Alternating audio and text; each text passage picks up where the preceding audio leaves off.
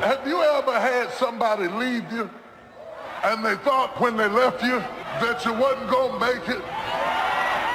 Send them a picture. Do a selfie. I want to check your stability today, okay? I want to check your emotional stability. Are your emotions stable? You don't have to have a perfect person to have a marriage. You don't have to have a perfect job to pay the bills. You can make it on broken pieces. Stop focusing on what you lost and start living on what you've got left. The key is what we do in our times of pain. Pain will change us. Heartache, loss, disappointments, they don't leave us the same. If you go through a divorce, a friend betrays you, eventually that will pass. You'll get through it, but you will be different. Now, how the pain changes you is up to you.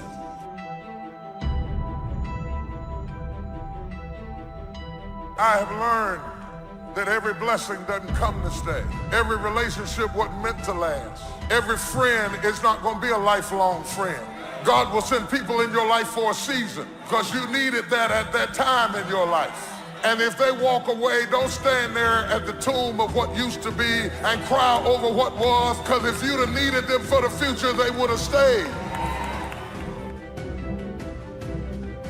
You can come out bitter or you can come out better. You can come out defeated, giving up on your dreams, or you can come out with a new passion, excited about the new opportunities in front of you. All of us experience pain. My challenge, don't just go through it, grow through it. That difficulty is an opportunity to get stronger, to develop character. Anybody can give up. Anybody can let it overwhelm you, but you know what that's doing? Wasting your pain. That pain is not there to stop you, it's there to prepare you, to increase you, to develop you. You need to be your own best ally, your own best friend. Don't be against yourself. If you don't love yourself, you can't love anybody else. Come on, some of you, your biggest problem right now is you don't like yourself.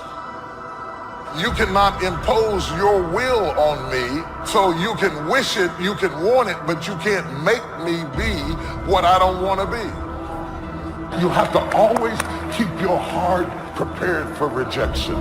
Never get so comfortable in the lap of the applause of men that you actually believe it, because it is easy to love people when other people love them. The hardest time to love people is when everybody turns against them and they're writing about them and they're talking about them and they're in the news and they're in the paper and they're everywhere. And that's why I exalt loyalty above everything else, because I appreciate most not the people who are with me when people are with me. I appreciate people who are with me when everybody turns against me and you knock on my door and say, I still love you.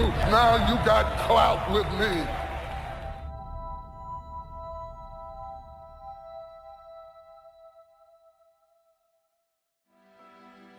Realize this, just because it's a chapter, it doesn't mean it's your whole story. So for me, I just understand that it's very important to embrace pain, to go through it, because I believe the foundation of all strength is pain. I've gotten rid of all my problems because I have a choice. Nobody wants to hang out with negative, dark, and dysfunctional people, including certain people in my family. I don't need no negative energy, homie. I want to wake up every day and smile.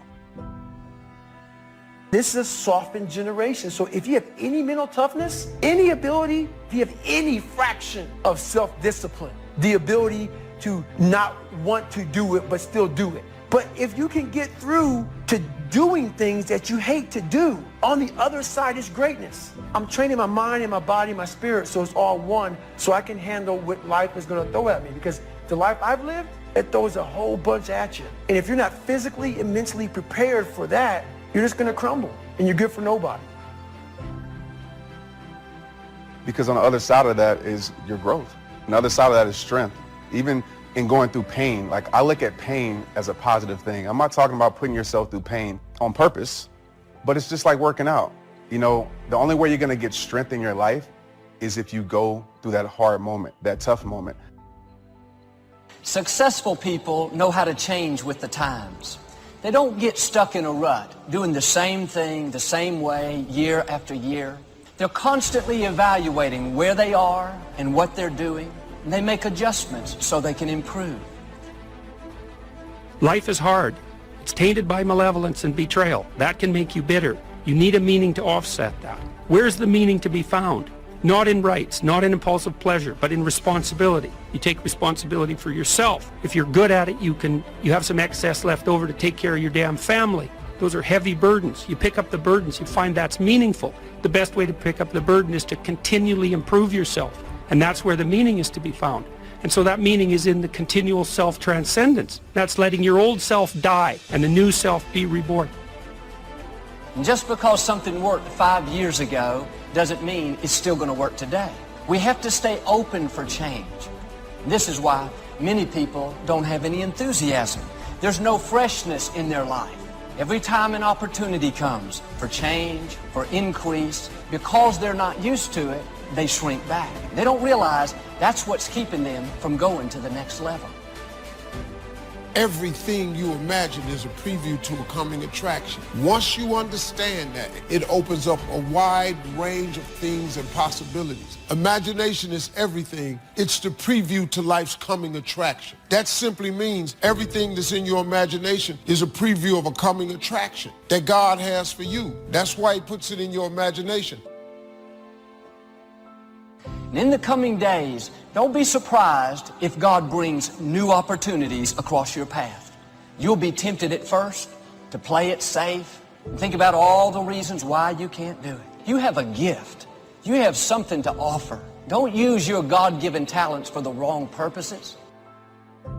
As you continue to grow and develop, you will soon discover that last year's systems won't likely meet this year's needs. You see, one of the keys to success is flexibility. We must always be on the search for more effective methods to facilitate and accommodate new ideas. It's not too late to start right where you are. And some of you today, you just need some freshness in your life. Start stretching yourself. You have to stir up what God's put on the inside. If you don't have a dream, you're not really living, you're just existing.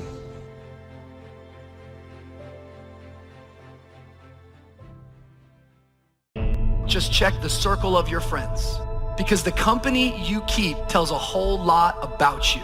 The people around you, the more time you spend with them, I don't care who you are, you're going to become like them. The friends in your life are shaping the future of your life. We're not talking about acquaintances. We're not talking about friends at work. We're talking about our circle of friends. A lot of people don't ever do the things they're capable of doing because they allow themselves to go along with the crowd, following the crowd. And they find themselves in relationships with people who are addicted to mediocrity, and they allow their behavior to influence their behavior, following the crowd. Many people don't do it because of the fact that they allow their lack of self-confidence to immobilize them. The older I get, the more and more I am convinced that people are borderline obsessed with what's next. I think it's important that you have a vision for your life, and I think it's important that you have an idea of where you're headed, but if you're not careful, you'll get so obsessed with what's next that you'll miss out on what is right now. If you're in college, everyone's like, where are you gonna work? You work for a little while as a single person, everyone's like, when are you gonna get married? You get married, everyone's like, when are you gonna have kids? I'm like, when are you gonna shut up? People are always pushing us into the next season.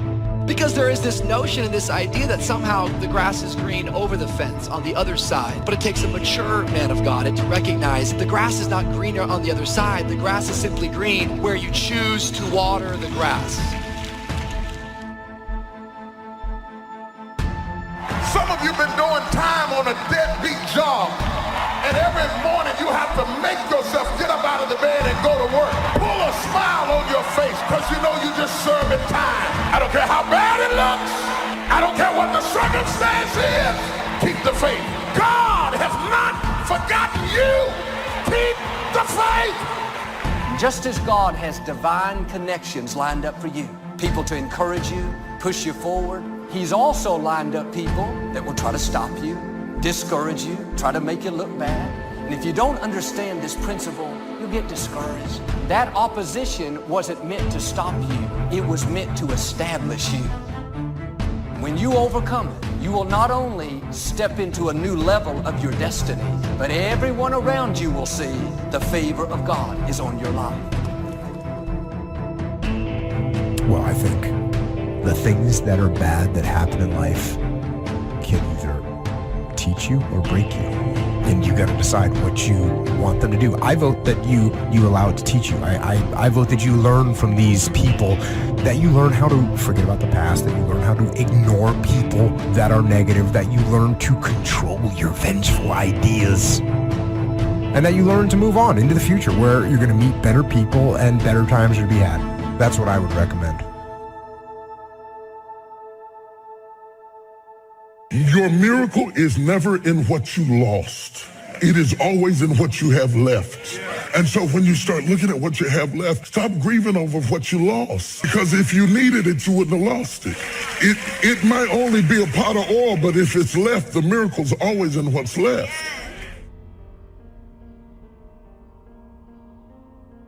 I'm not telling you to change your heart and your desire to help people. What I am trying to tell you is that your circle should not be full of people that are pulling you down. Your circle should be full of people that are pulling you up.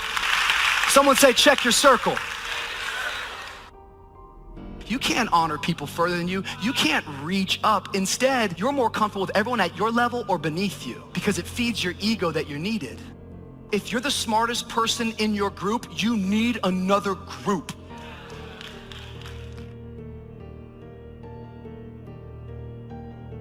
Everything magic is challenging, but once you figure out the challenge and go for it, then the magic occurs. Let me tell you how magical people working together is. If 2 or 3 agree on a common purpose, nothing is impossible. Just try that on for your mental size. If 2 or 3 agree on a common purpose, nothing's impossible. Everybody's looking for a challenge. Here's what I teach. Here's the best challenge in the world. Let's go do it. Not you go do it. Let's go do it. If 2 or 3 of us decide on a common purpose to do it, nothing's impossible. Working together, organizing. When everybody's an independent, now it's a little more challenging. It is challenging. You've got a variety.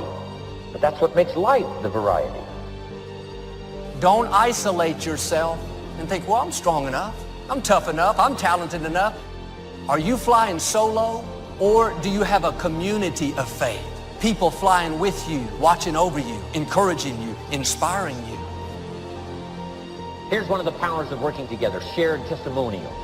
If I've got somebody new and you're there and I'm there, I give them my testimonial, you give your testimonial. Maybe what tips the scales in getting me a new person is not my testimonial, but my partner's testimonial, somebody I'm working with. Shared testimonials are so powerful. That's why working together is powerful. Now, working by yourself is okay. All this stuff is okay. Everybody needs to know, though, where are the advantages?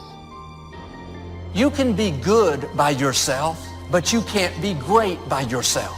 You won't become all you were created to be without the right people around you. You can go 60%, but when you get in formation, when you have a family of faith blocking for you, praying for you, encouraging you, you'll go 40% further. Every time we come together, you're being refreshed, re-energized. It's like your batteries are being recharged. What the weak took out of you, God is putting back in you. You support what they're doing. You try and build a relationship with them. That's what you try and do. This part of this that we're talking about, the competitiveness. Like if they want to maneuver and try and make you look bad and jump in the spotlight and try and get all the credit, it's fine. Let them do it. And everyone is going to see what they're doing. And they might not see it immediately, but they will eventually be found out. So do your best to support them. Do your best to help them. Do your best to build the relationship.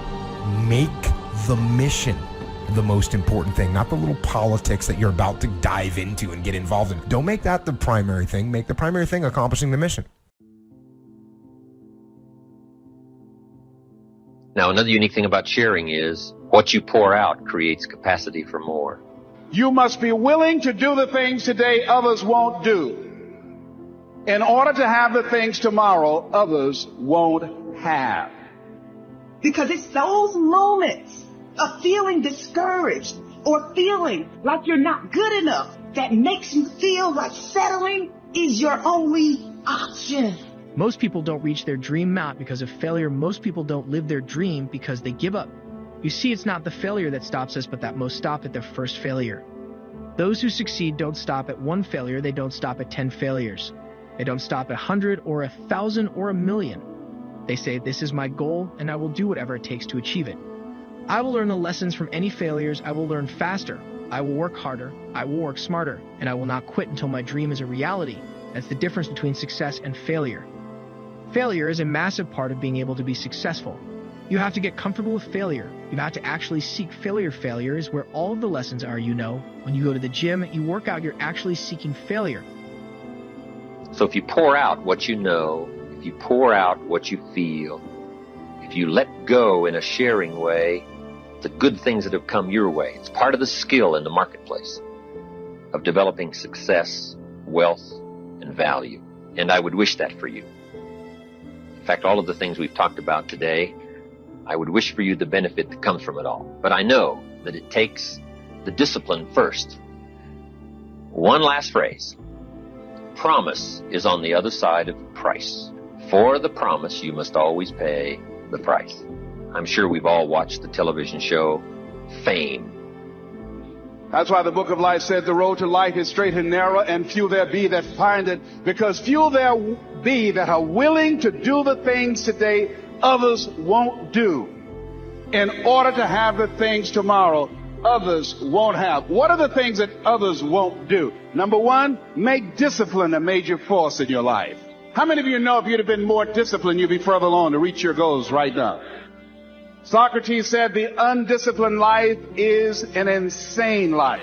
The road to life is straight and narrow because few there be that are willing to discipline themselves. Here's something else that most people won't do. Make it okay to fail. A lot of people, 85% of people, allow their fear of failure to outweigh their desire to succeed. Where the teacher says, here's where you start to pay. If you want the glory of the stage, and not just the glory of the stage, but a glory of a unique family, if you want the glory and the recognition of a unique enterprise, if you want the glory of a job well done, you got to pay up front. And this is part of the pay. But once you get a taste of value, you don't mind paying the discipline. So I want to thank you today for letting me come by and have a chance to visit with you. And I wish for you all these good things that come from paying the price. The next time we get together, I'm sure we'll be able to trade some stories about the value we've gotten from sharing with each other today. Thank you for inviting me. See you next time. Develop the ability to share. Pass along to someone else. If you picked up a good idea today, pass it along. Don't let it stay. Pass it along. Repeat after me, please. Anything that's worth doing is worth doing badly. Yeah, see, anything is worth doing right, as we have been taught, if you know how to do it. But if you don't know how to do it, it's worth doing badly until you get it right. I bet you, and I wasn't there, I bet you that when Bishop T.D. Jakes first stood up to preach, when he gave his trial sermon, he did not have the command, he did not have the mastery, he did not have the confidence, he did not have the depth, he did not have the capacity to translate and milk scripture like he did last night when he first started out. Now write this down. You don't have to be great to get started, but you have to get started to be great. You want to take your muscles to the point where you get to failure because that's where the adaptation is, that's where growth is. Successful people fail a lot, they fail a whole lot more than they succeed. They extract the lessons from the failure and they use that the energy and they use the wisdom to come around to the next phase of success. Gotta take a shot, you have to live at the edge of your capabilities, you've gotta live where you're almost certain you're gonna fail. The reason for practice. Practice is controlled failure, you're getting to your limit, getting to your limit, getting to your limit. You can't lift that, you can't do that until you get to the point that all of a sudden your body makes the adjustment. And then you can do it. Failure actually helps you to recognize the areas where you need to evolve. So fail early, fail often, fail forward. Failure makes winners stronger, failure makes winners hungrier. But it makes most give up, it makes most feel worthless. Talk to your grandfather. Grab an older person, just hear them talk, and the only thing that pains them is not failure, it's not disappointment, it's regret. And when I talk about never settling, I'm not talking about your food, I'm not talking about your hotel, I'm not talking about anything tangible. I'm talking about your life. I'm talking about your dreams. Don't give up, man. I want you committed to the goal, because sometimes the strategy didn't work. That doesn't mean the goal is not attainable. Don't ever fear starting over. You need to change the strategy, not give up on the goal. The goal is still the goal. Let's redirect, let's refocus, let's regroup, let's retool. Let's try another way, but don't give up on your goal. Are you hearing what I'm telling you? I didn't wait for the world to say I was one. I told myself I was one. And once I told myself I was one, everything around me started to support what I was saying. So victory, all right? Hope. You have to believe it when you cannot see it. You have to speak it when it's not serious. You have to speak it and say it's so that it can become a reality. What's it worth to you? Because if you can speak it, if you can say it, you're going to eventually get to it. Are you hearing what I'm saying? If you can speak it, if you can say it, you're going to eventually get to it. All right, listen to me very closely. My last one. You got to get this one in your spirit. You have to take residence with it. All right, you got to take residence. You can't be playing with it. You can't, 1 minute you're doing it, the next minute you're not. 1 month you're doing it, the next minute you're not. We're not talking about consistency right now. We talked about consistency before. We're not talking about consistency right now. I'm talking about residence. You got to surrender to that thing. Winners don't enjoy failure, but they would never let failure stop them. Next time you encounter failure, you've got to remember every great thing on this planet is here, because the Creator learned what did work, but learned more from what did not work. When we are kids, we don't stop at failure when we first learn to ride a bike. It's failure after failure. We get knocked down time after time, but we get up and push forward. And so we'll achieve our goal of riding the bike. But then we get old and most of us get weak. We are too soft to get back on the bike. We come up with excuses. It must not be for me. No, you just soft, no, you just lazy. Tell yourself the truth, get back on the bike, learn why you failed. And make sure you don't fall again, make sure you are stronger for having the lesson. You know, it's always a little bit frustrating to me when people have a negative relationship with failure. Fail early, fail often, fail forward. Don't ever commit to the strategy more than the result. When you settle, you ruin the movie. Yeah, you heard me. Your life is a movie and you are the author. Your life is a movie and you are the director. Life is a movie and you need to edit some scenes out. The pen is in your hand, my friend, and you're writing your very own personal movie. And I believe the good guy wins in the end. I believe the good woman wins in the end. I believe that you will win in the end as long as you don't settle. When you settle, you ruin the finale. When you settle, you ruin the final scene. We are all tuned into your movie. So I'm going to give you an example, right? I'm in stats class, and I'm trying to become a statistician. I'm trying to take my game to a whole other level, right? So I'm in stats class the other day. This is my final class, and my man is talking. I'm trying to work the problem out, right? And we're talking about the mean, right? The standard deviation, right? He's giving us the formula. You add this to this. You know, once you add this to this, you divide this by 2. He's breaking the whole thing down. And then he does it in the adverse, and I'm lost. Right? But then he finally breaks it down so I can understand. And I go after class saying, look, you gotta take me, you gotta start all over again. You gotta hear what I'm saying. I want to be possessed by it. I wanted to take residence. I gotta surrender to it. I gotta put my whole stuff in. I don't just want the answers. Because if I just get the answers, I gotta keep coming to you to get the answers. I want to see the big picture. I want to understand it. I want stats to come out of my mouth. I want to possess it. I want stats to be who I am. I want to be in the next 2 or 3 years a statistician. You're here right now at this moment because tomorrow you want to be somebody greater than the person you are today. You see yourself succeeding, you have a vision, you have a dream, congratulations, you're already 10 steps ahead of 95% of the world. Imagine if Michael Jordan was scared of missing, he would have never taken a shot. Imagine if Steve Jobs was afraid of people not liking his product, there would be no iPhone. So ask yourself this, do you want to be a person who fears failure, or do you want to be a person who loves success? Which one? You have to pick today, and I'll tell you one thing. One is a failure and one is a success, and if you love success, there is nothing that can stop you. All those negative things people say will mean nothing. They're going to talk about how only 1% make it to the top, big deal. Want to know something else? Only 1% stick with that fitness program long enough to see results.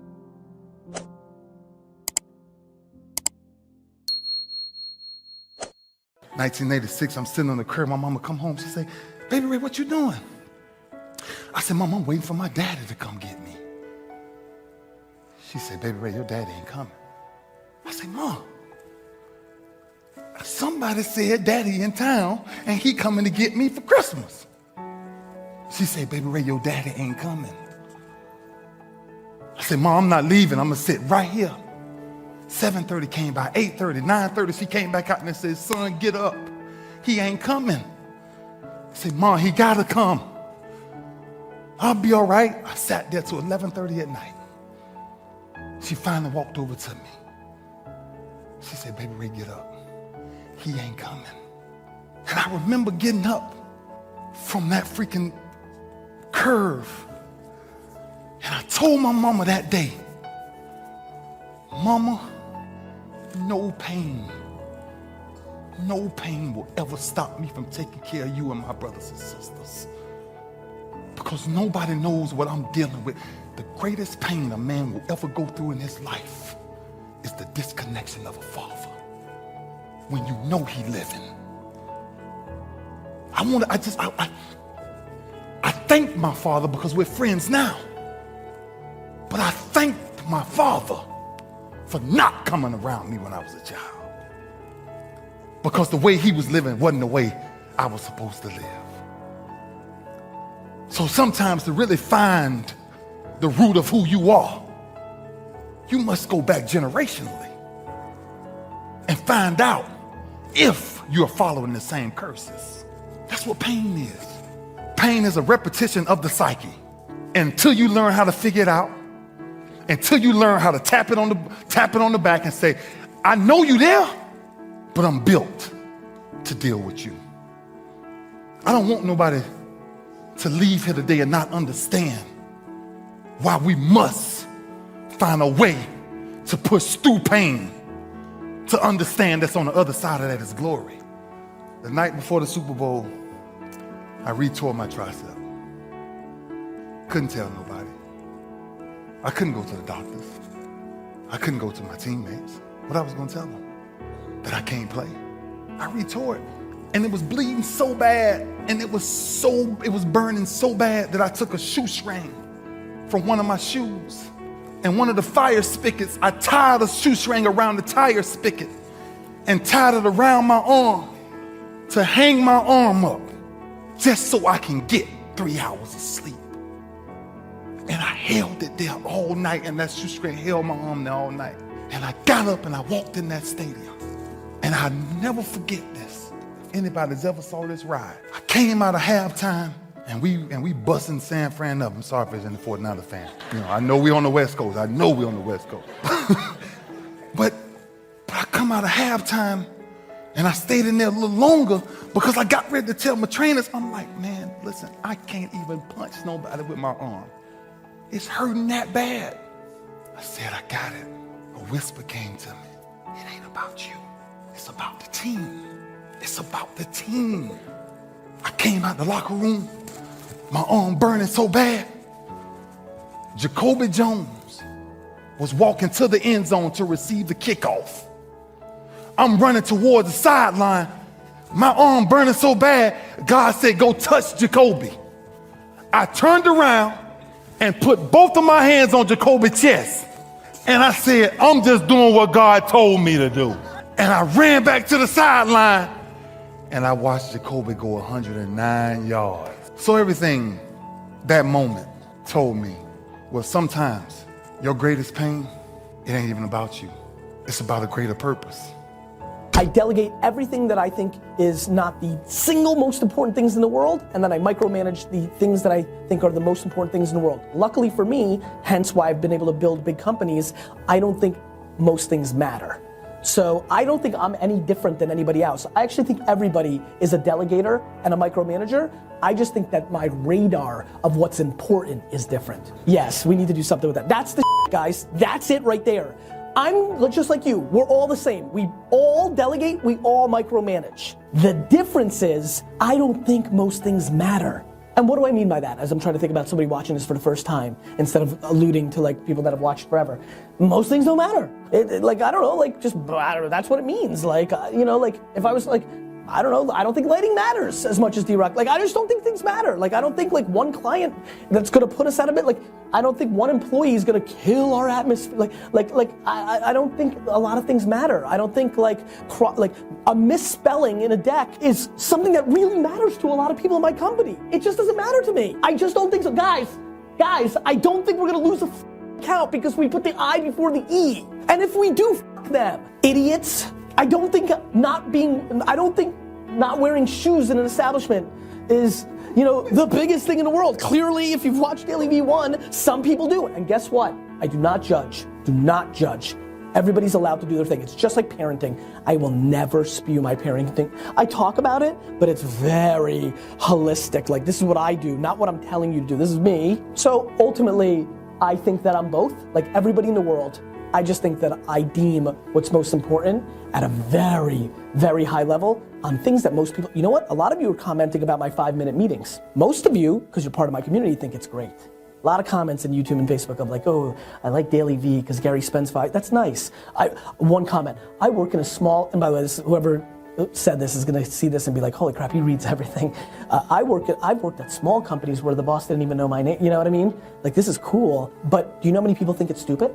I have a lot of people in my life that think that I'm very busy and I have a lot of things to do, and why in the world, Gary, it's not scalable, it's not sustainable. Yeah, you're making that face because you're so in our cocoon, but like, boy, just like, they're like, don't do that. It's not bad, nobody expects you to do it, not at this scale, and you have a great culture and you have great intent, just do that. I'm like, nope, this thing matters to me. So I'm micromanaging a hello into my company 3 to 6 months in, that a lot of people outsource to an HR person or to the leadership. So I do unscalable things all the time, micromanaging if I deem them the most important. Pitching new business, I like to micromanage that because it's important to win business.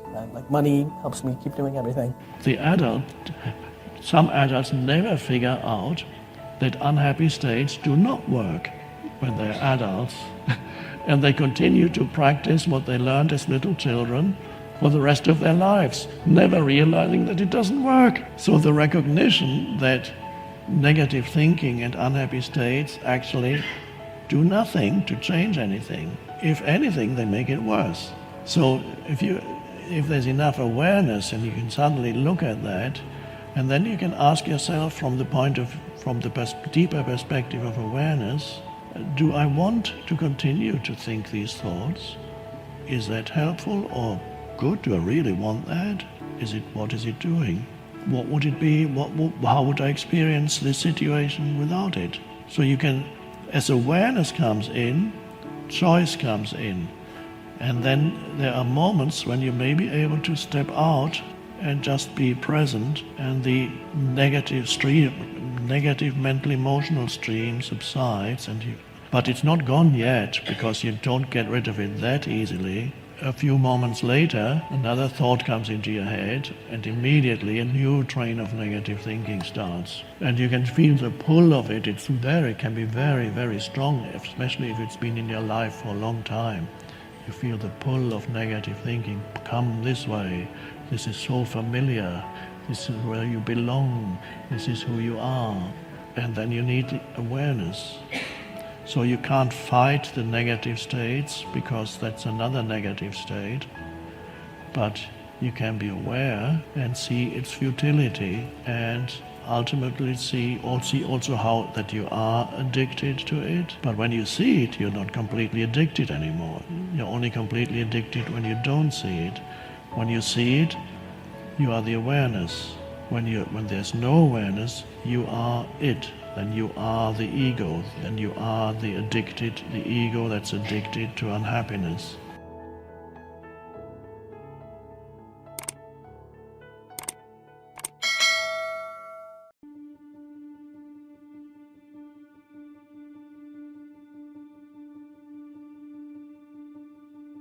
That's what inner engineering is about.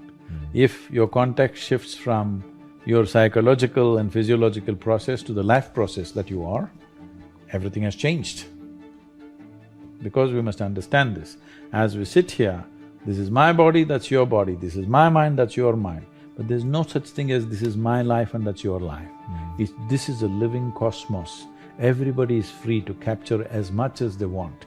If you capture substantial amount of life, your very presence will become a significant life. Otherwise, you will become a mediocre life. This is the important thing. It's not the knowledge you gather in your head, it's not the muscle that you gather in your body, it's the life. How much of a life are you? This will make you significant in your very presence. If world gives us an opportunity, we'll do something impactful. Otherwise, we are just a significant presence. A huge oak tree standing outside, it is not trying to create any impact. It is just impactful. If you go under its shade, you'll feel it. Otherwise also it's impactful. Most people notice it only when it's gone. When I was 25 years of age, when suddenly things burst forth within me, and I realized if I sit here without messing myself, naturally I'm bursting with ecstasy and every cell in my body drips ecstasy. I thought initially I'm going off my rocker. Then again and again when I saw over a period of 6 to 8 weeks, when I saw if I just close my eyes, I just burst into ecstatic states. So I clearly realized, if I don't mess with my physiological and psychological process, ecstasy is the only way to be. Nothing to be done, you don't have to do anything. When I realized this, I sat down and actually planned. On that day, the world's population was 5.6 billion people. I made a plan in 2.5 years' time that I will make the world ecstatic. No fool like a young fool, you know. Now, it's been 37 years, not 2.5 years. Well, people say we have touched over 500 million people or so. Don't say whoa, you don't woe my failures. Yeah, I guess. Because my idea of humanity is 7.6 billion people. 500 million people, time going away, I'm condemned to die a failure, but I'm a blissful failure, all right? So, what we need is just this. Do you want to live in a beautiful world means what? Beautiful does not mean just a beautiful view of the ocean or something else. Beautiful means human life here is pleasant within every human being. The question is not about what I wear, what I drive, where I live, but how I am within myself. See, what we can do in the world is a question of times. In which time of history we exist, accordingly we do things.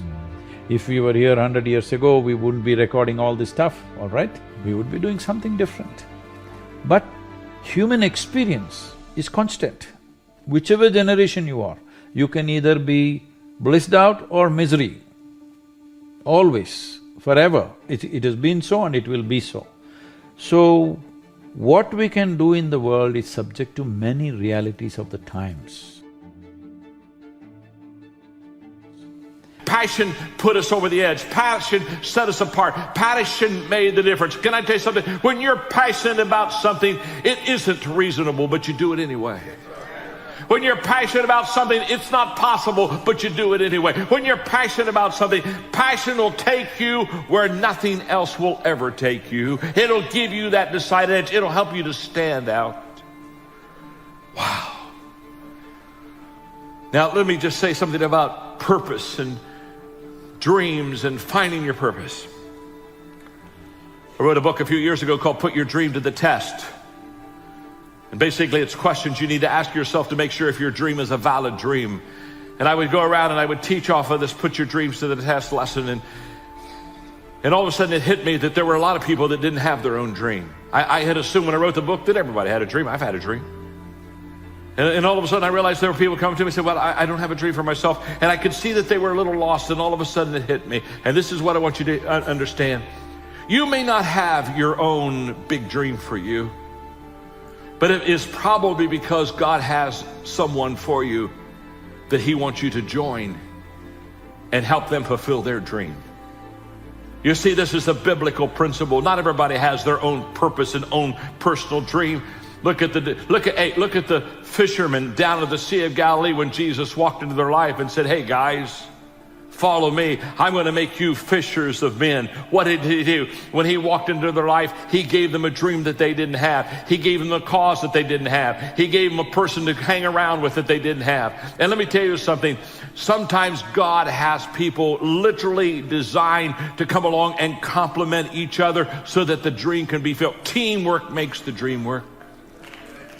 I've seen it happen many, many times. I can tell you right now, for many of you, it's happened in this church. You found this church, you found this place of grace, this oasis, this place of vision, this place that is making a difference, this dynamic place.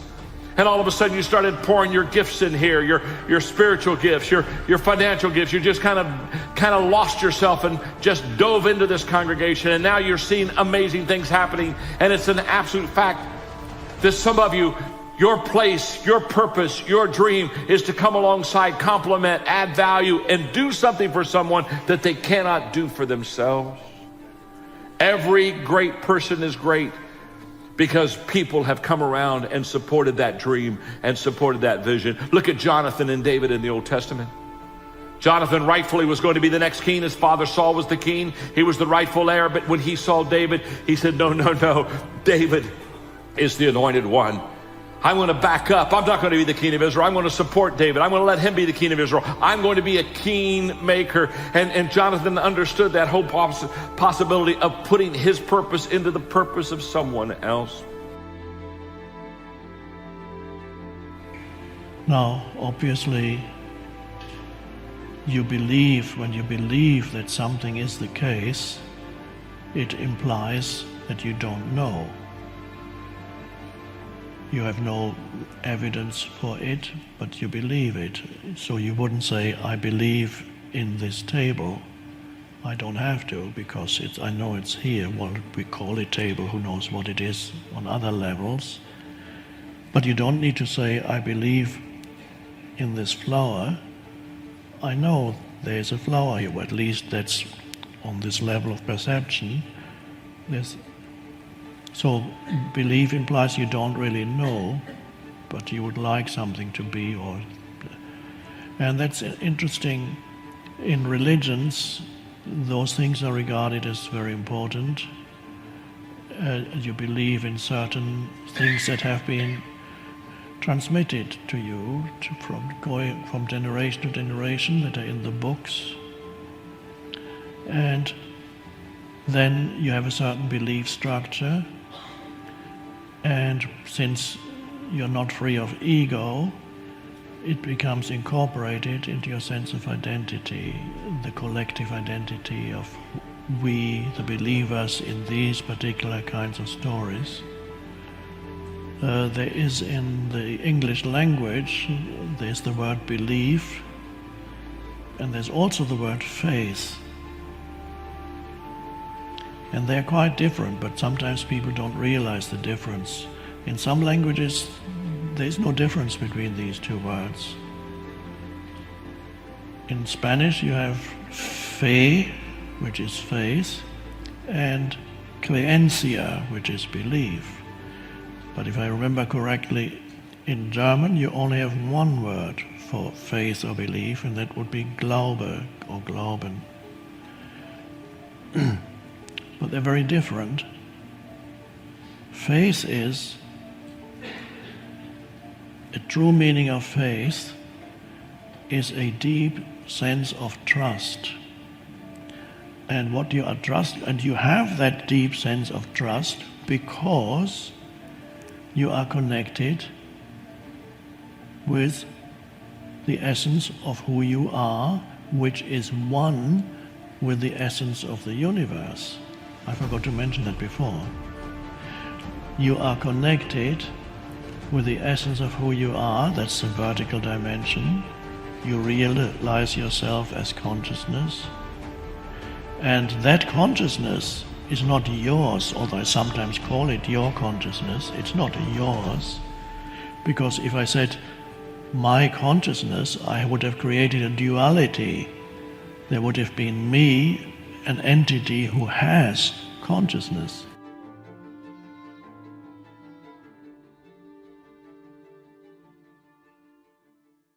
If people are not listening to you, stop talking to them. That is the best piece of advice that I can give you. And what happens is that if you stop talking to people who aren't listening to you and start watching them instead, they will tell you what they're up to. But so if you have things to say them, but you find people that will listen, talk to them. The ones who aren't listening, pull back. Because you're devaluing what you have to say by offering it to an audience that does nothing but reject it. And you spend a lot of time going around trying to convince other people or trying to get their approval, what will happen is that you will lose your nerve. And other people will convince you that what you're doing doesn't have any value. There are certain things that we just go through life just taking, and at some point, you just got to draw the line and just say enough is enough. You got to do that with yourself. You just got to draw. There's certain things that you just don't permit. If you got negative people in your life, just one. So look here. I was talking to someone I love very much, had a just dynamic relationship with us. Look here. I can't grow from that. If you're persistent in saying those kind of things to me, I'm saying to you right now, I won't tolerate that. And I will terminate this because I'm not going to expose myself to this type of humiliation. I don't like that. I don't like getting called names and putting each other down. I don't like that. Come back, tell me I'm sorry. No, that won't get it. So you put a nail in a hole, you make that impression, you pull a nail out, that mark is still there. That's not for God. We can't subtract that from the record. So don't say that to me. So we were talking about something else. Person said it again. Boom. You're a loser. Very good. And you are too, because you just lost a very good friend. I don't choose to be around you anymore. And that was it. I said, that's cold. Maybe it is. But I get people out of my life that aren't good for me. One negative stroke is 16 times more powerful than a positive stroke. And if you have people around you who are not sensitive to who you are, and the people that can hurt you the most, ladies and gentlemen, are the people that you love. That you love. They're the ones that you're vulnerable to. They're the ones that can get to you. And if they're insensitive, I don't care who they are. See, if you don't draw the line with people, if you just let them run rampant in your life, and you let things happen to you that you don't feel good about, if you continue to allow it to happen, you won't feel good about yourself. Your image of yourself will erode. So you've got to draw the line. That old White said something. To go against the dominant thinking of your family, friends, and those people you associate with every day is perhaps the most difficult act of courage you will ever perform. See, when you start growing, when you start changing, the way you walk, the way you talk, the way you act, the way you respond to things, the way you use your time, when you start saying, no, I can't do that. Why? You're too busy. You don't have the time. No, I have my own agenda. You also have to be strong enough to say no. Remember, you teach people how to treat you, and they will walk all over you if you let them. So when you love yourself enough to say no, when they ask you to do certain things that are not in your character, you quickly will say no. I'm not doing that. Because I know if I allow myself to go there, I'm going to be the one that's hurt. I'm going to be the one that's broken. I'm going to be the one that's battered and bruised. So absolutely not. And I've said this many times before. Some of you guys are weak and you're quick to say yes. Love yourself enough to say no. You got to have a good, strong, solid no muscle that you can stand in, and you got to have a yes muscle. You got to say no to the things that don't honor you, no to the things that don't bring you joy, no to the things that don't bring you peace, and you don't have to explain your no. You got to have 101 different ways to say no. You matter, and your no matters, and don't back up on your no. Don't draw your line in the sand, and when somebody crosses it, you back up and draw another line. No, stand on your line. Stand for your no. So if people can put you on a guilt trip, they will. and use you and abuse you over and over and over again, you got to draw the line. You have to draw the line on them. I think it's really important in any relationship that you ask yourself this question: what is my cost for being in this relationship? Because there's a cost in every relationship you're in. There's a cost. And you have to ask yourself, what is the cost of being in there? If the cost is you have to lose yourself, you can't be who you are, do what you do, you can't be the person you are because you must conform to them in order to coexist peacefully, the cost is you. If the cost is you have to work at it, that's okay. The cost is you have to make some sacrifices, that's okay. But ask yourself in every relationship you're in, what's the cost for being in this relationship? And you'll see real quick whether it's worth the price or whether it's not. Basically, what you're saying is, if you got haters around you, in your family or not, you got to get them out of your wagon. Have you ever taken an idea to a person, or no matter what you take to them, it's not a good idea? Right. It's just something wrong. You know, when I share an idea with you, and you don't show me how to make that idea work, all your conversation is why it won't work, I immediately end that conversation. I'm not interested in why it won't work. That's going to arise on the journey. I just need to know, can you feel what I'm saying? Are you on board with it? Do you have a suggestion how to make it work? The moment I hear, well, you know, I don't think that'll work. Okay, cool, thank you. And I'm gone. You know, one of the things that Maya Angelou used to always say to me, and I love this, I actually said it at her memorial service. She used to say to me, because in the beginning, it used to bother me so much when people would talk about the haters. And she used to say to me, baby, those people can't hold a candle to the light that God already has shining on your face. Yeah. Can't you see the light that God has shining on your face? And so I learned to focus on the light that God has shining on my face and not worry about the people who trying to put up a candle and burn it. Don't go through life feeling like you're powerless. Victims are people that are powerless. You're not powerless. You are powerful.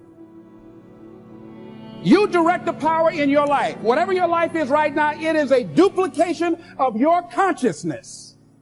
It's a result of how you have decided to use your power. That's all it is. That's not who you are. That's just a perverted use of your power that you aren't satisfied with. And you've got the power to change that. Wherever you are, how, I don't know. But I know you've got the power to do that. But you don't know what has happened to me. It really doesn't matter what has happened to you. See, the only thing that really matters is, what are you going to do about it? That's all that matters. That's all that matters. You can allow it to destroy you, or you can allow it to build you up.